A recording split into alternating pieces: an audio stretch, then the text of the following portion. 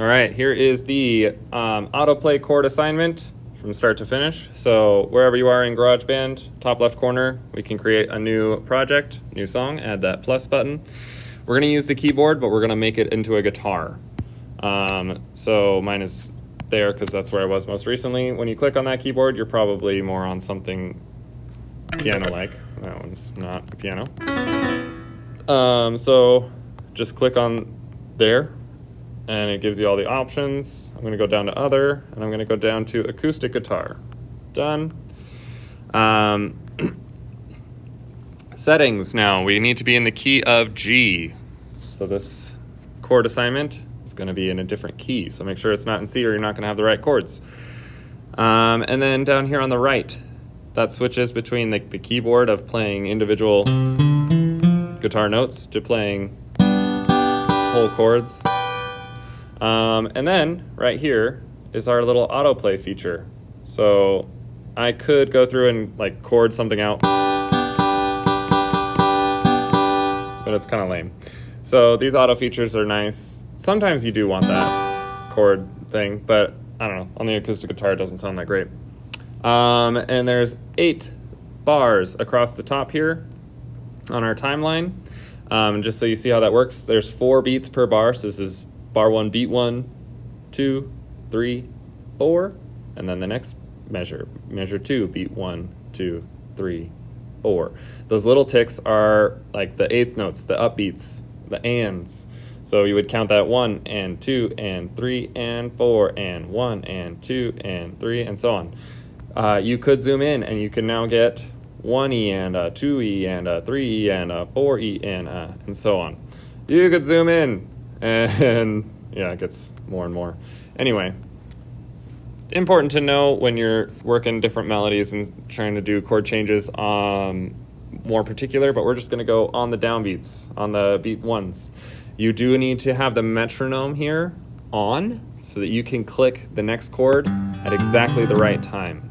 You want to do it right when it gets to 3, and then 5, and then 7, because that's 2 bars, right? 1 bar, 2 bars, bar 3, and we switch. It's going to be G chord, E minor, C, D7.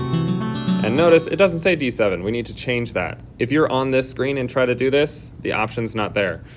So you need to be on this screen, and when I hit settings, now it gives me the option here to edit chords. I'm going to click over to the D, and that's the one that I want to change to a D7. There are lots of options, and like if you know music theory, you can make it make sense. Depending on what you're using, it might tell you what you want, and you can just, transcribe. It's like, oh, I want a D sharp minor, add 9. You have no idea what that means, but hey, that's what it tells you to do, and it works. We want D major 7, not major 7, just major 7. Anyway, now we have our chords right. Let's hit record, and we'll record 2 bars of each. It'll give me a 4-beat count in, and I can click that one whenever during that count in. So starting with G. Right on bar 3, I want to switch to E minor. Right with the metronome. Next to C.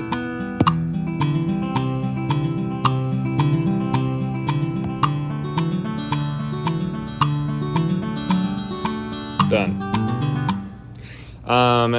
If I didn't show you before, I can't remember. Autoplay. There are lots of options. I don't care which one you use. You can do whatever sounds nice to you. Then, to finish out this project, we're just going to add one more instrument. So first you can listen back, make sure it sounds decent, and that you change chords at the right time. Otherwise, you can try again. I didn't hit E minor in time. The downbeat there is still a G chord. It's good enough. It's fine. That changed well. Nice. All right. Last thing is you're going to add a drummer. Make it easy. And look, done.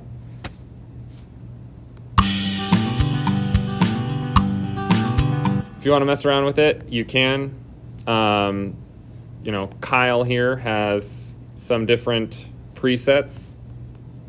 Echo Park, new kicks, half pipe, the one that we had. You can also just change some of these things. You can add an instrument, maybe a clap. Yeah, customize it however you want, but that project is done.